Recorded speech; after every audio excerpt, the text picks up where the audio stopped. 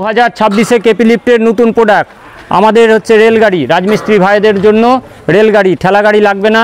এই রেলগাড়ির মাধ্যমে আপনারা মশলা এক ছাদে এদিক থেকে ওদিকে নিয়ে যেতে পারবেন। মেশিনের সঙ্গে পাবেন আপনারা 48 ফুট পাইপ, ব্যাকা দুটো এবং বাকি 4টে সোজা, আর এই যে 1 বস্তা সমান হপার।